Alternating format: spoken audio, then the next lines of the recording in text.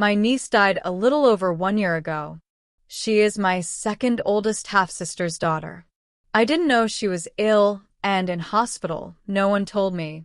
My half-sister, Kath, did not call to tell me. I found out my cousin on my father's side, who is not related to my niece or half-sister. Background info: my mother, deceased, had 6 children.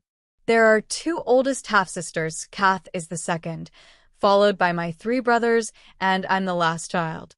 My 2 oldest half-sisters are 19 and 17 years older than me. My brothers are 10, 9, and 8 years older than me. Family dynamics are not good, and have not been good since I was 11 years old. We siblings are not close to each other as we were in childhood. So now, we don't communicate with each other. My eldest sister have moved away from the family and lives in Florida.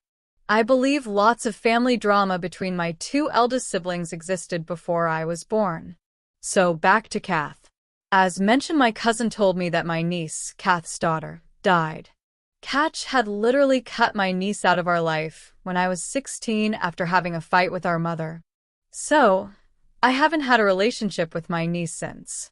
When I found out my niece died, I was at work and I called Kath and got her voicemail, so I left a message. She didn't call me back.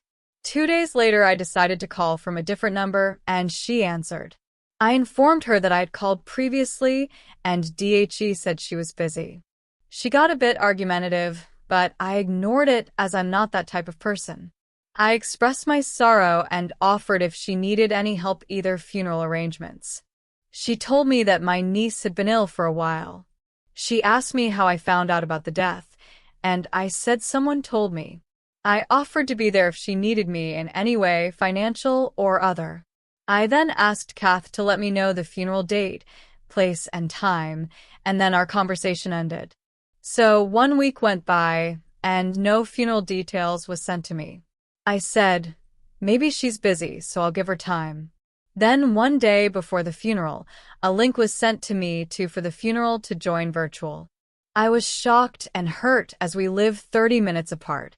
No funeral details to attend in person. I called a few people to get their opinion. Finally, I figured out that Kath did not want me to attend the funeral in person. I also called my pastor as I felt I was going to have a breakdown, and he gave me some advice. I also reached out to a therapist. I watched the funeral, took notes, and then sent a letter and card to Kath and my niece's 2 children. I followed my pastor's advice and visited the burial site on my own 1 week after funeral, brought flowers and shed a few tears. It did take some time to find her site, but I prayed, persevered, and found it. I did inform Kath that I was able to visit the site in my letter to her and pointed out my childhood memories of my niece. I offer my condolences to all and offered blessings. Letter mailed, and maybe 2 months later I got a text from Kath saying she received my letter, and my niece's young daughter left a voice note saying thanks for the card. So now it's a little over a year after the death and burial. I got an invite via text to attend a 1-year celebration of life for my niece. Location, place, date, and time given along with info re. $100 cost for all attendee towards a scholarship fund in honor of my niece. I have decided not to attend. Instead, I have purchased a card and will send $200 towards the fund.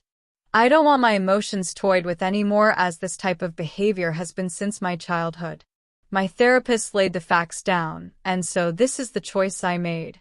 So, Redditors, this is my first post. AITA. Hard to Google acronym for not attending my niece's celebration of life based on the info above.